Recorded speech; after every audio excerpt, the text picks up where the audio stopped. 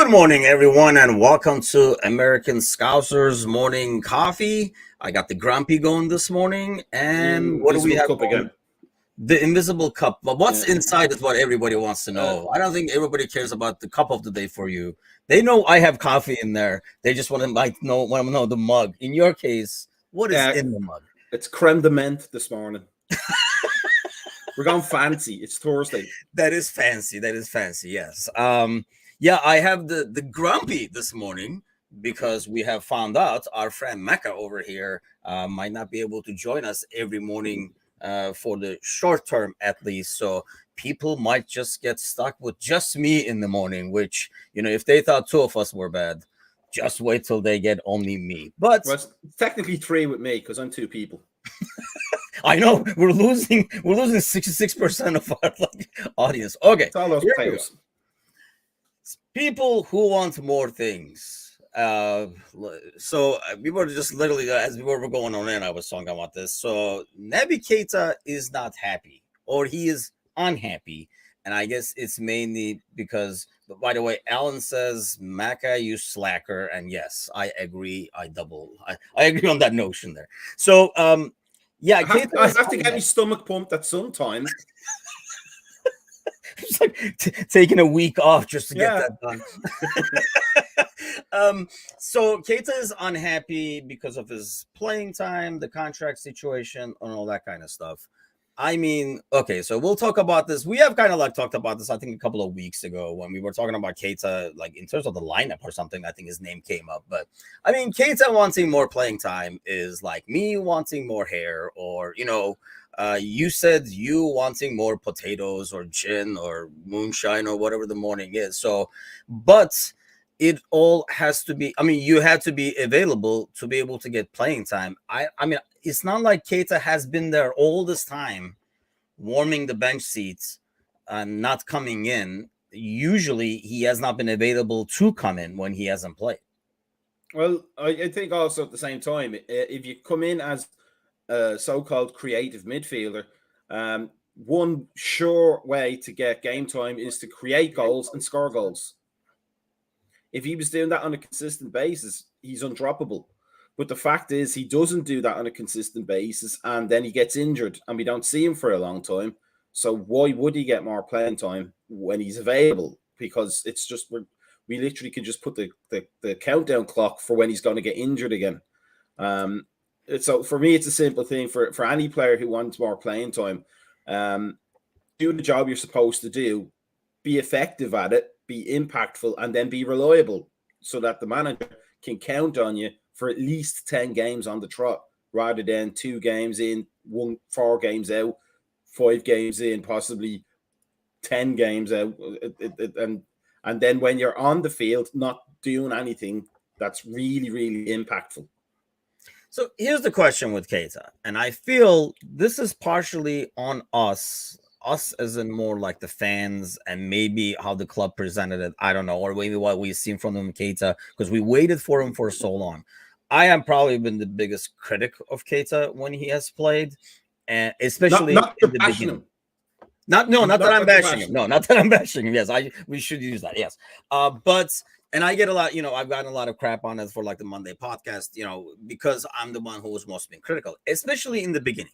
Towards the end, more recently, let's say, I feel like he has changed his play a little bit, which has improved his play. I think when he first came in, he tried to be that creative midfielder a lot. And, trying to not play within the system, but trying to thread in some passes that are just not there. Instead of, seeing Robo on the left when he's open, which normally, as a guy, we watch this team all the time. So we almost know where the ball is going to go or where it should go just by watching him so many times. This is our, play. And, he'll try to thread a pass and lose the ball because he's trying to create something, make something happen. I don't know if it's because our fault we put that expectation in him. We only wanted, I think, or at least Klopp, we wanted that, but we were more after his pressing, the work rates, almost like a genie who can create, because that's what Genie did. He didn't, he wasn't the creative midfielder. He just ran all over the place, held on to the ball, did not lose the ball, won the ball, and then our system created the positions. I feel like he came in trying to create stuff and could not, because that's not really how the system is built on, and kind of got a bad rep for it. But more than that, he was always injured, so he's not always available. So for him to kind of not be happy about playing time, I'm not happy about his playing time either. Maybe that's what he means. Like, nobody's really happy about Keita's playing time. I think we would all want to see Keita on the field consistently and contributing consistently. But he just isn't. It's just, I mean, he probably has seen the physiotherapist's office more than he's seen the bench. That's probably an exaggeration, boy. Well, it could be really close. It just feels that way. It doesn't feel like he's being like the way I look at it is, if we were to write down our best midfield at the club right now, it's probably Fabinho, Henderson, Thiago. And he has to be better than one of those three. Now, Henderson, he's probably a better technical player then. But Henderson is, number one, he's the captain. And he's a captain because he's, as the English like to say, he's a lionheart. He just doesn't give up. And he brings the sort of fury to the team that every team sort of needs. That kind of Roy Keane sort of anger, like that Roy Keane was famous for. And he gives us that. Like, he's not going to let to speak almost in the English parlance, he's not going to let the lads down. He's going to G them up all the time on the field, even if he's the worst technical player on the field at the time. But he's never going to give up. He's going to stand tall, and he's going to make sure everybody knows that Liverpool are here and we're going to do something. Keita doesn't. He kind of just shrinks on the field almost. Like, it's almost like, as you say, if he's not trying to create, he's almost invisible.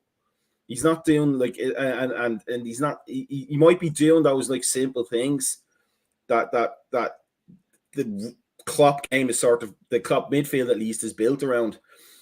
But Henderson does that, and he does that with more presence. Yes. Thiago does that, but Thiago actually manages to be creative with it. His passing is top notch while he does all the other stuff. And Fabinho is just he's a defensive mid, so he has a completely different role to Keita. So unless Keita wants to be a defensive mid, he's really stuck between those two positions and those two players. So the question would be for Keita, what is he doing to be better than those two players? To make Klopp say, okay, Thiago, sorry, you're out for a few games. Keita is having his chance now. Or Henderson, I know you're the club captain, but out you go. This guy's coming in to do the job. So when he's on the field, he's not doing that. He's not making himself better than the other players. He's not giving Klopp a decision to make. And then when he's on the bench, so to speak, waiting his chance, he's getting injured when he does. And so Klopp really can't think of him as the first option. So I don't know where his unhappiness would come from, because it's mostly in his own hands or legs. I mean, he could be unhappy. Like I say, we're freaking unhappy about it. But it's not the club's fault or Klopp's fault or anything like that. Alan says Keita arrived at Anfield despite knowing he was coming for months, never learned a word of English. Klopp wasn't amused. So this is the biggest part that I think we can discuss. He's good enough for the Bundesliga, not good enough for the EPL. Is he? I see him, I kind of agree, see him as like the fourth best midfielder. I think in a game where we're going to really focus on counter pressing, he's the guy. Like, he's the guy I want there, perhaps even over Thiago in terms of pressing. But if we're going to have to, in terms of controlling the game, ball movements and stuff like that, even, what we thought we were getting him for, which was, what everybody expects out of Thiago now, like opening up like a low block. I don't think Keita is the guy I picked there. I picked Thiago over Keita. And so he has become almost a specialist in that sense. But do you agree that he is not good enough for EPL? I mean, really the biggest difference, I think, is EPL is obviously a bit more physical. And I think the pace is a bit more than the Bundesliga. So is it a matter of that or just consistency? Because he's been out there at times where we're like, hey, this is the guy we wanted, man. We were waiting for this guy. And then, like next week he has a knock, and then he's gone for like 3 weeks. Well, just to kind of circle back a tiny bit, like just kind of bringing finally for all that money you spent, all the coaching badge knowledge to bear. Counter pressing doesn't stop when you win the ball, and that's the thing that's important about that. Is you have to then do the counter attack afterwards. You have to make it effective. So if we talked about yesterday about Bobby Firmino, if Firmino wins the ball, he does something almost immediately after that's going to put the other team's defenders in danger, which makes him a danger every time he's near somebody, one of their defenders with the ball, because now they're starting to panic. If I lose this ball to Firmino, he's going to hurt us really badly. So for me, Keita does maybe the pressing part well, but the counter pressing is actually the attack that comes afterwards, and that's where I think he falls down a little bit. Whereas with Thiago, why do you think that is? Because I feel like when you compare to Bobby, for example, Bobby will play the simple pass. Like if he sees Mo there, he's going to give it to Mo right away and start it fast. Whereas I almost feel like Keita wants to create that something special, so it takes like a second longer and the counter is gone. Yeah, that's probably exactly it. That's less about creativity to me than it is about decisiveness, and that could be the key thing for me now. Is decisive. Salah he may be predictable because you know where he's going to go as soon as he gets it, but he's decisive. He knows where he's going. Keita almost seems to be in 2 or 3 minds. Should I dribble this? Should I pass it? Or should I, keep the ball, just like keep possession and kill the momentum almost? But just to kind of look, and that's the thing about to kind of add on to that. Then English soccer is physical and it is fast, but it's faster because there's more transitions. Because the other team, when they win the ball, they're going to go forward more often than not, unless you're playing Brendan Rodgers' team. Not that I'm bashing Brendan Rodgers, yes, but this week there. we're winning Brendan Rodgers bingo here today. But most teams in England, when they win the ball, they're going to be very direct. So the transitions are fast. We win the ball, you win the ball, we win the ball, you. It's almost like basketball sometimes. It's always up and down the field.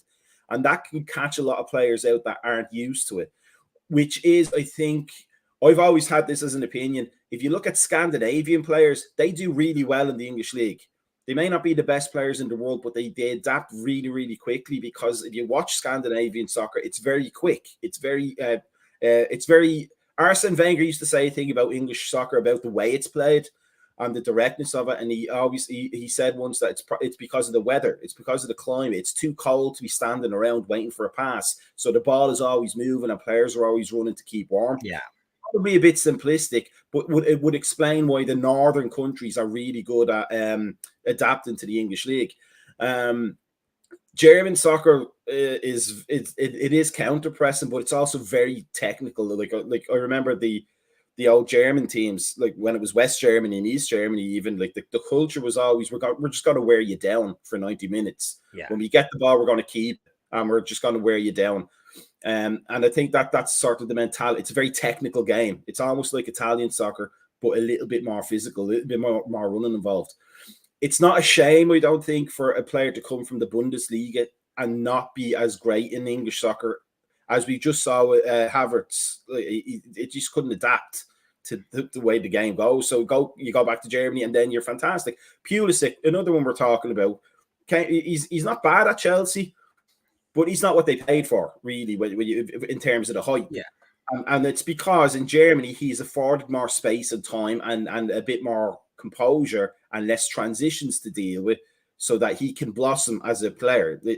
We talked about the old style number 10 the other day. They don't blossom in the English league, but they might in some of the continental leagues, because there's just a little bit more time on the ball to be that player. So I think it just could be a matter of that. I mean, if he hasn't learned any English, then he really hasn't tried to adapt in every way, shape, or form, it seems like. So you can't really complain. Yeah, I mean, that whole English thing was kind of like a mystery, because, I mean, it's not like, I didn't have time to go to class. I mean, these guys all had like private tutors and stuff. It's not like he's going to school. But so can Keita argue, though, that, his part of his in this, I mean, he will probably never come out and say this, but is part of that indecisiveness for not having the confidence, like that gives that indecisiveness, not knowing if you have your spot for good. I mean, a player like Thiago has all the confidence in the world. He can lose that ball 3 times. He's still going to do it. I mean, it's just, he's going to do exactly what he does because he's been there, done that, won this, won that. He knows himself and probably knows when healthy, he's going to be out there. Same thing with, for example, Fabinho. Whereas a player like Keita, like when he's out there, I sometimes see this, for example, with Ox. Sometimes when they're out there, they don't play within the system, but they try to almost prove their worth. So Keita trying to threaten that ball where everybody says, look at that pass, instead of playing the simple ball that maybe Bobby would play in a counter. Is that partially because he's not getting that playing time? I mean, playing the devil's advocate, because that's what I do best. No, it could be. It could be a psychological thing of, like, you know, he's probably trying to impress the manager. You know, here's what I can do, and, you know, please pick me more. But Klopp is nothing if not a systems manager. There are some coaches and managers out there who let the players express themselves when they have the ball. I don't think our entire setup is geared towards that. They do, as far as I've read and seen and been made aware, of a lot of training without defenders, or with very few defenders, in terms of getting patterns right and making sure everybody knows where they're supposed to be and where the ball is supposed to go. And any deviation outside of that is always going to upset everybody else's movement, because they're all expecting A to B to C, and then somebody's coming in the middle of the alphabet and going, well, here's P, Q, and R. And they're like, well, we didn't do that last Tuesday, you idiot. So it throws everybody off. Thiago, for all the great passes that we identify with him, that's like 10% of his actual game. He actually keeps the game really simple in between. That's what makes those passes so great, because you can almost see, when you look back on the replays of like movements that involve a great Thiago pass, the players understand, okay, Thiago's going to do something special now, and then they respond to, or rather they do something, because really the run should dictate the pass. They make a movement, and you know Thiago will get them the ball creatively if he has to. But 90% of the time, he does the simple thing. He gets the ball, he shields it, he turns it, and then he moves it on to the next player. Keita doesn't do that to an extent. I think sometimes, I remember before he came in, he was kind of being touted as this player that could bring the ball up the field with like dribbling skills and that, which is great. We need that. It's part of the transition game. But he tries to beat everybody while he's doing it. Like, say, Salah just wants to beat one player and get towards the goal. Just let him beat his defender and go towards the goal. He's happy. If he has 3 or 4 players, he'll always knock it back to Trent. Yeah. Almost always. And then we can reset the attack. So it could be a case of, his confidence is maybe tenuous enough that he wants to try over-impress by taking too many players on to show how good he is. But then that's still in his hands, because Klopp clearly asks players to do certain things. So you have to do the certain thing, whether you like it or not. And if you do it well, then you get selected. But I think Keita's unhappiness is largely of his own making, ultimately. I mean, this could all be kind of like something that the agent gets out there too, because they're talking about this extension and stuff. But if that extension is not going to happen, that puts kind of us in a tricky spot where we're already short in midfield. But so if you do keep him, it's yet another player that we hang on to and lose on a free.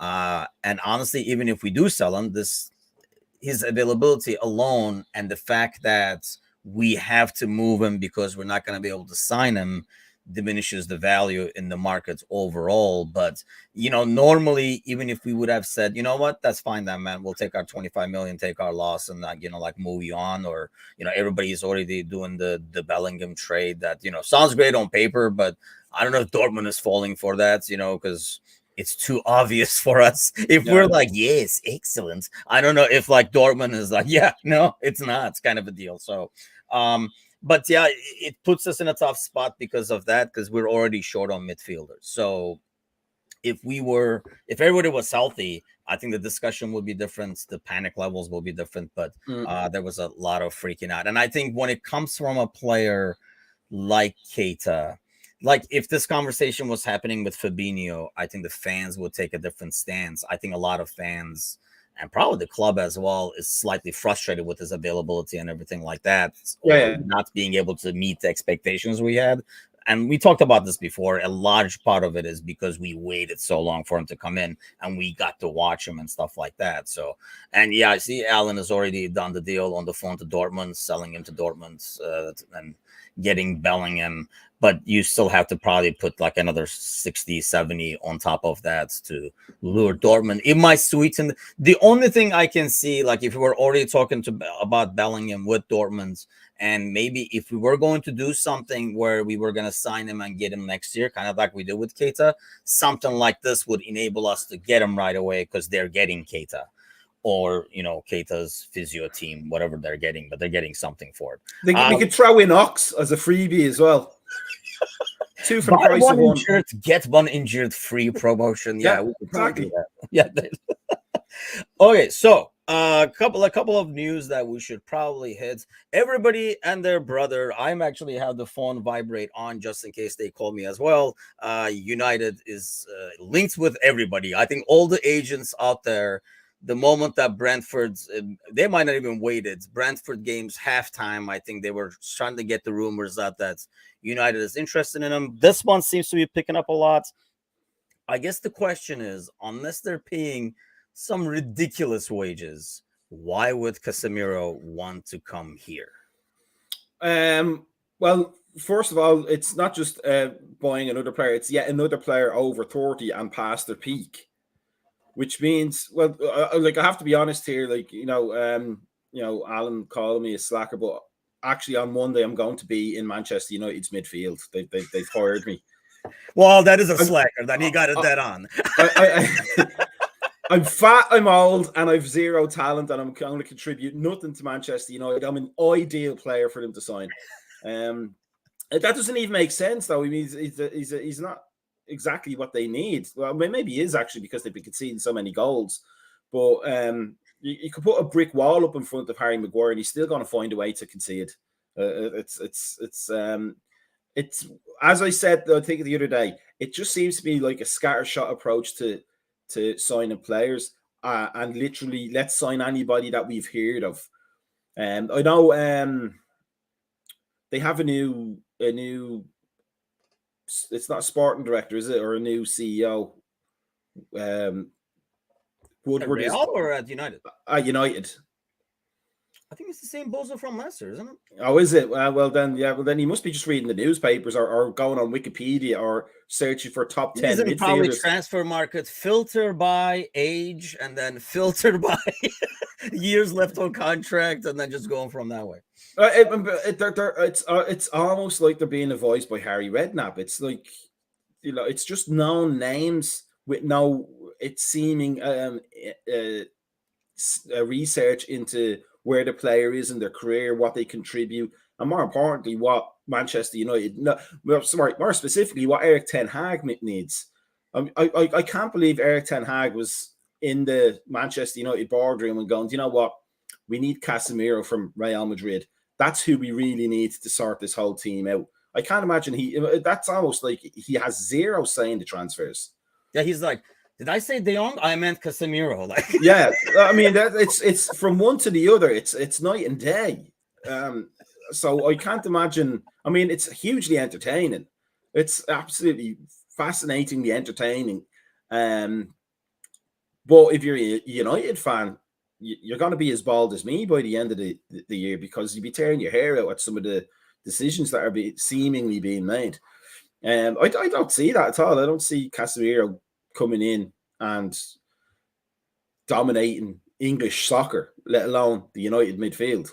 I mean, it can't hurt because he's an improvement over McTominay, I guess. You know what I mean? Like, into at least like defensively, and I don't know, you put Fred a bit more moving forward. I mean, this all because of basically Rabiot and Rabiot's this USB stick is an improvement over McTominay, to be fair. I mean, that's the thing. If Rabiot said yes, they were not probably even talking about Casemiro. But Rabiot's mom said, like, Mom, can I go play at Old Trafford? He's like, no, son, they're not paying you $300,000 a week. And they're like, okay, I guess I'll stay at Juventus. And I don't think that's the case. I think what it probably was he didn't clean his room. And his mother was not having any of that. No.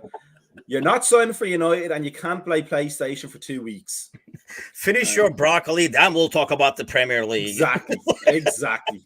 But even that, like, Rabiot doesn't make a lot of sense either. You know, there doesn't seem to be a coherent plan at United for how they want to build a team.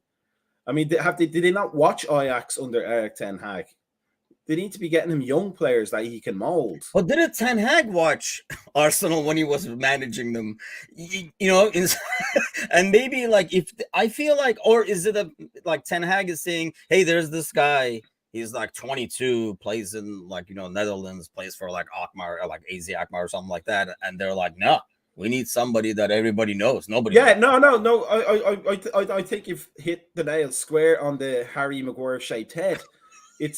It's literally probably he came in and said, if you get this player, they'll cost about 2 million in total, but you're going to build a squad that's going to compete within the next 3 years, and it's going to be an envy of pretty much everybody in Europe. And they were like, we don't know these players. If we get this wrong, the fans are going to slaughter us. So let's just buy this old player and Eriksen and this other old player and this player that's going being hawked for 15 million because clearly his mother is way too involved in his life, and they're just going to sign players that they've heard of because they think the fans will be happy. It's almost like that kind of signing players so the fans get off your back. Yeah, not realizing that in the long money. term they're going to get on your back because you signed those players.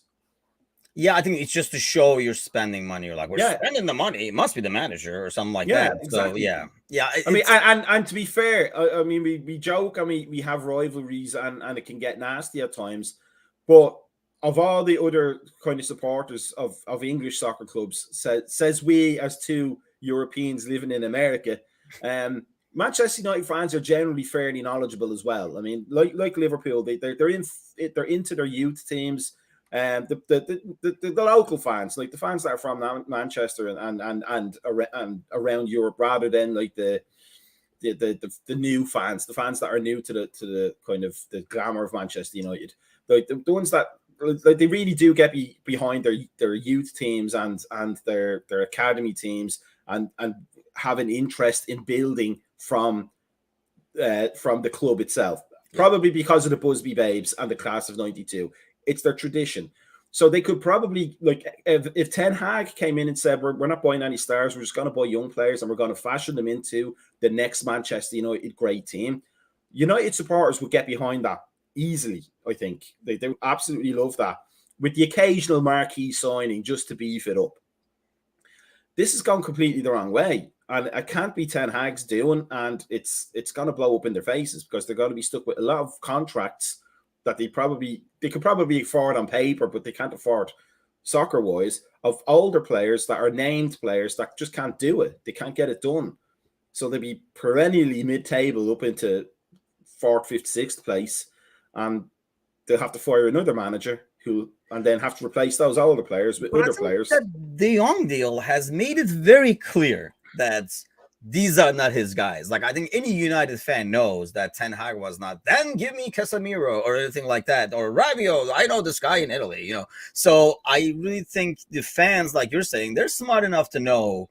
And I think that's why there's so much, and God knows, like, this weekend's game will happen with all these protests and stuff like that, because we know what happened last time.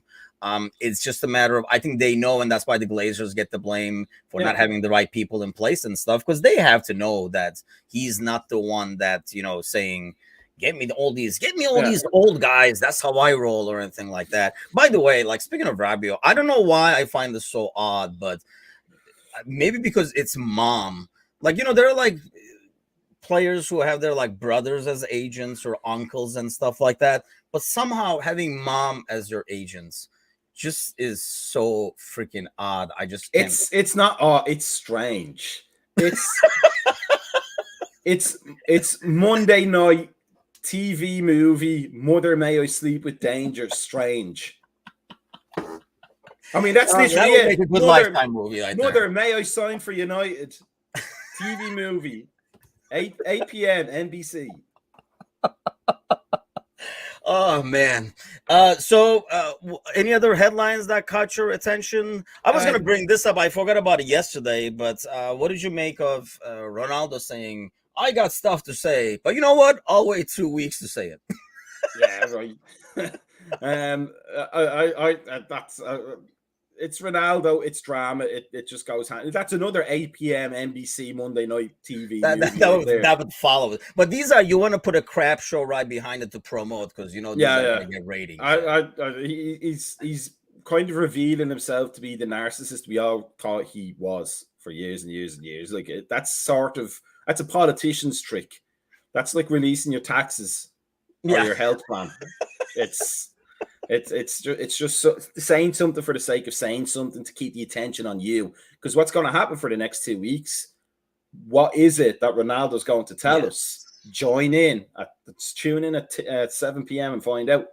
That's a bunch of nonsense from him. Matt says she probably has a proud Juventus midfielder mob magnet on her minivan. Serie A Honors Society mom. I love my Juventus midfielder. Yeah. Okay. Any other headlines that caught you? Oh man, I didn't think we would go around here for so long. There's two. There's Man City getting charged for that pitch invasion against Villa at the end of last season. Too right.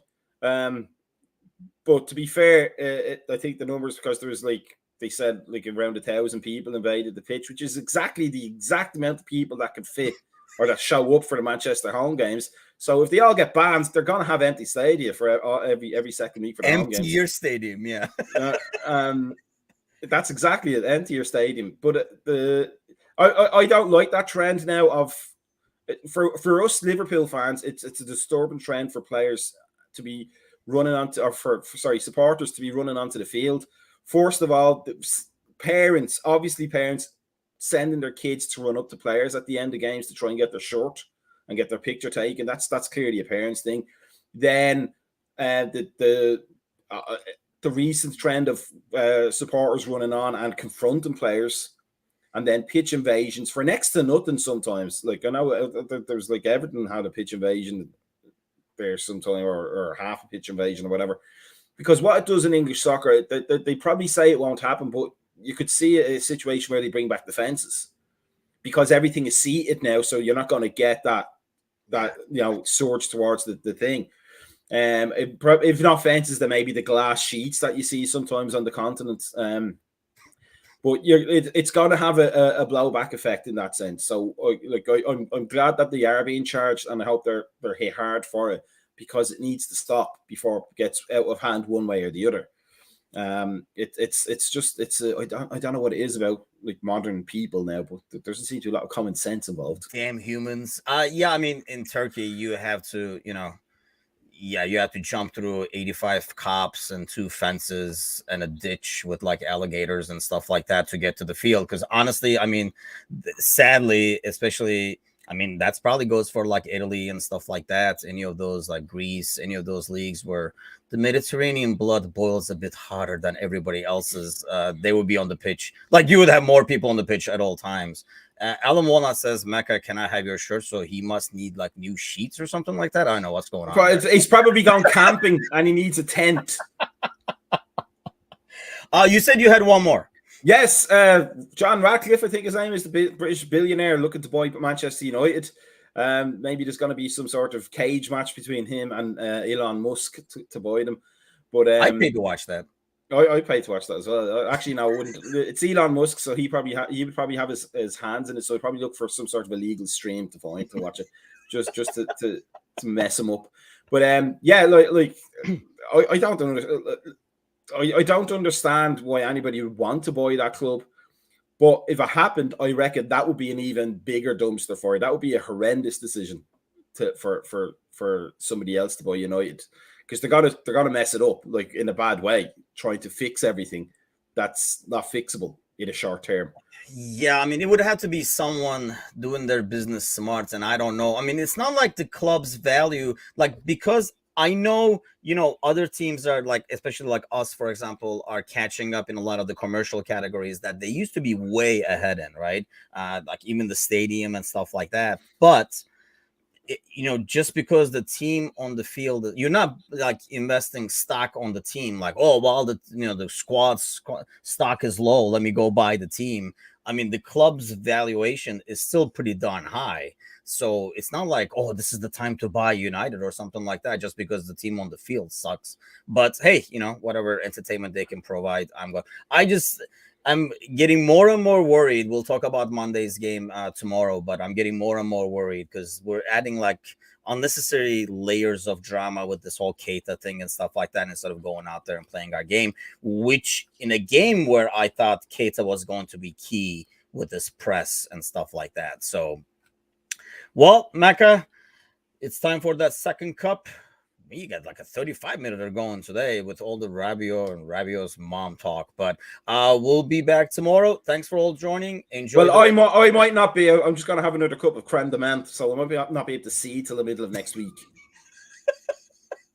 Creme de menthe this morning is, I guess it's a huge step up from the moonshine. So this week has seen you progressing. I can't wait for tomorrow to see what you're going to have there. Really going up in class day by day. Because I think started with moonshine this week. This will be an empty chair tomorrow. It's just spinning by itself. Just spinning around, yeah. Well, take care, everybody. Have a great day.